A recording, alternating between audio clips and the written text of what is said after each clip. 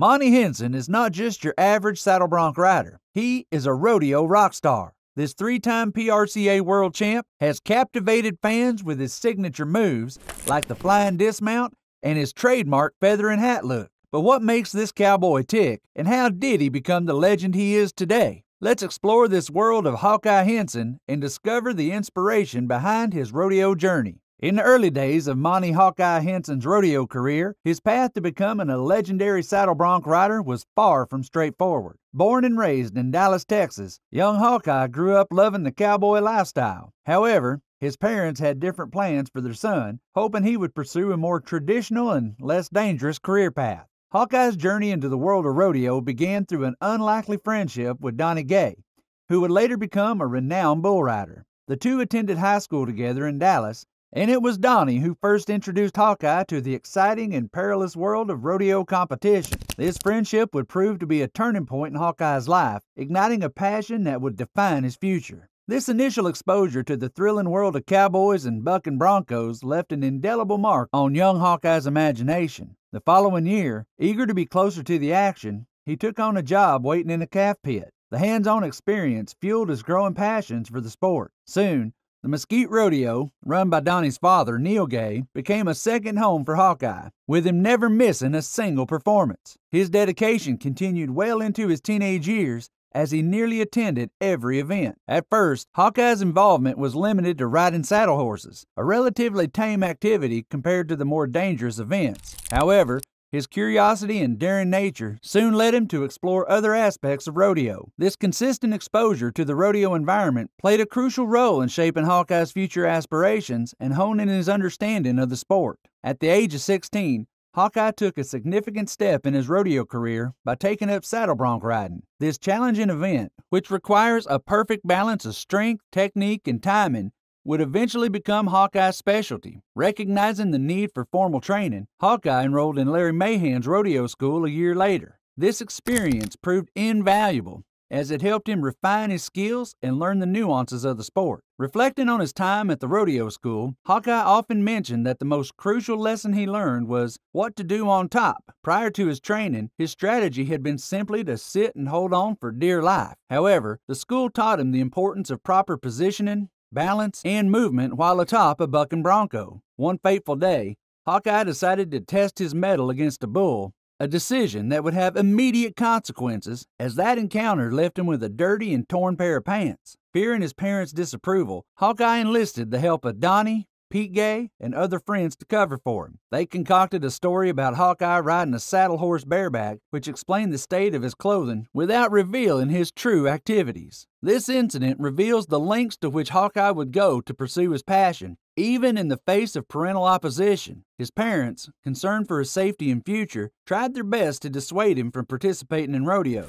They saw the sport as dangerous and unpredictable, a far cry from the stable life they envisioned for their son. Despite their efforts, Hawkeye's determination only grew stronger. He continued to practice and improve his skills in secret, biding his time till he could make his own decisions. The moment finally came when Hawkeye graduated from high school. With the newfound freedom of adulthood, he declared his intention to pursue a career in rodeo, much to his parents' displeasure. Hawkeye's decision to follow his dreams marked a significant turning point in his relationship with his parents. Initially met with resistance and concern, Hawkeye stood firm in his resolve. He explained to him that this was the life he was meant to live and that he needed to forge his own path. It was a difficult conversation, but one that was necessary for Hawkeye to take full control of his future. To everyone's surprise, Hawkeye's parents began to come around to the idea once they realized how serious and passionate their son was about rodeo. They started to attend National Finals rodeo events to support Hawkeye. This shift in their attitude was a source of great comfort and pride for Hawkeye, who valued his family's support as he navigated the challenging world of professional rodeo. It's no wonder that Hawkeye knew rodeo was his destiny,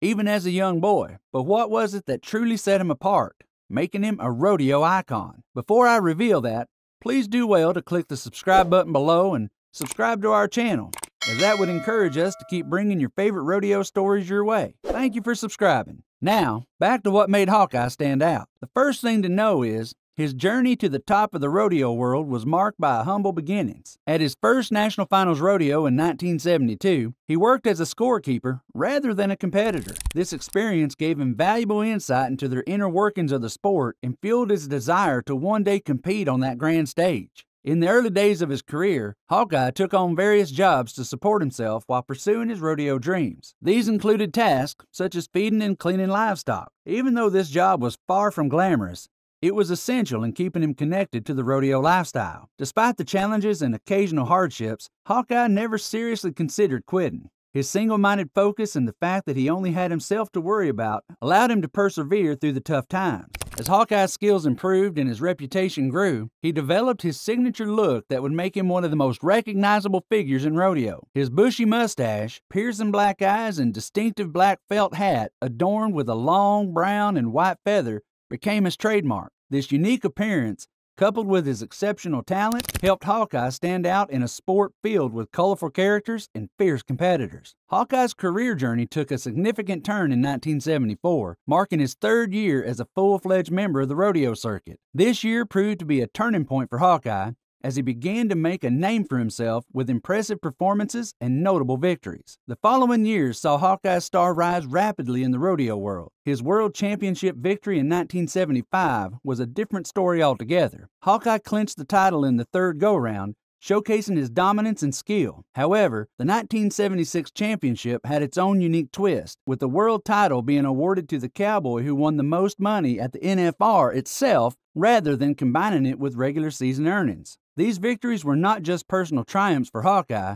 but also served to inspire a new generation of rodeo athletes who looked up to him as a role model. However, the path to success was not always smooth for Hawkeye. In 1979 and 1980, he came miserably close to claiming additional world titles, finishing second in both years. These near misses, while disappointing, demonstrated Hawkeye's consistency and his ability to compete at the highest level year after year. Throughout his career, Hawkeye's biggest single payout on the circuit came at Cheyenne, where he earned $6,000. While impressive, it was actually surpassed by Bud Monroe's $8,800 win at Houston. However, Hawkeye's strength lay in his consistency. His steady performances throughout the season led him to winning the $10,000 check awarded by Winston Cigarettes to the regular season money winner in each event. This additional prize money, on top of his official earnings, helped solidify Hawkeye's financial success in the sport. One of the most spectacular events in Hawkeye's career involved a notorious bucking horse named Speckled Bird. This encounter perfectly covers the unique relationship between Rodeo Cowboy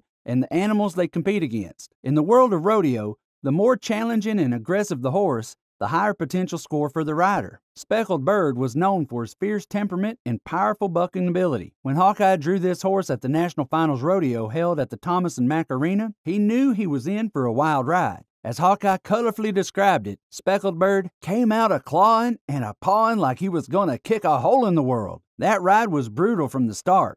Speckled Bird slammed Hawkeye against the chute fence, then threw him to the ground. In the process, the horse managed to kick a hole in Hawkeye's chin and damage several of his ribs. Just 2 nights prior to his encounter with Speckled Bird, Hawkeye had another harrowing experience with a horse named Hell's a-Poppin'. This ride resulted in Hawkeye being thrown over a chute fence, causing some of his vertebrae to rotate. He narrowly escaped being kicked in the head by another horse after landing. Despite these injuries and close calls, Hawkeye's determination never wavered. He continued to compete even when breathing was painful and coughing was draining. This level of commitment and toughness is what set Hawkeye apart and earning the respect of his peers and fans alike. Hawkeye's career accomplishments are truly impressive. He won the World Championship 3 times and set the all-time money record for riding bucking horses, earning $97,000 in 1982. 4 times he achieved the highest National Finals Rodeo average earnings. One of his most notable achievements was successfully riding a horse called Short Crop, which had only been ridden twice in its 11-year career at the National Finals.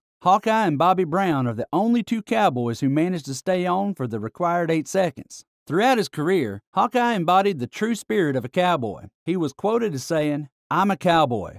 That's the best thing anybody could say about me. If I could have that on my tombstone, here lies Hawkeye, a cowboy, then I can die a happy man." This sentiment reflects the deep passion and respect Hawkeye held for his chosen profession and lifestyle. Hawkeye's contributions to the sport of rodeo did not go unrecognized. In 1994, He was inducted into the Pro Rodeo Hall of Fame in Colorado Springs, Colorado. In 2002, he received another honor when he was inducted into the Texas Cowboy Hall of Fame, located at the Fort Worth Stockyards. The museum there features many of Hawkeye's personal items from his rodeo career, allowing fans to connect with his legacy. After retiring from competitive rodeo, Hawkeye did not fade from the public eye. Instead, he transitioned to the entertainment business, appearing in numerous television programs and films. In 2004, he was cast as Hawkeye in 4 episodes of the acclaimed HBO series Deadwood, sharing the screen with notable actors such as Ian McShane, Timothy Oliphant, and Molly Parker. This foray into acting allowed Hawkeye to bring his authentic cowboy persona to a wider audience. In addition to his acting career, Hawkeye also pursued interest in country music entertainment and rodeo promotion. These endeavors have allowed him to stay connected to the rodeo world while exploring new avenues for his talents. When asked about Hawkeye's journey from a young, starry-eyed rodeo enthusiast to a respected saddle bronc rider,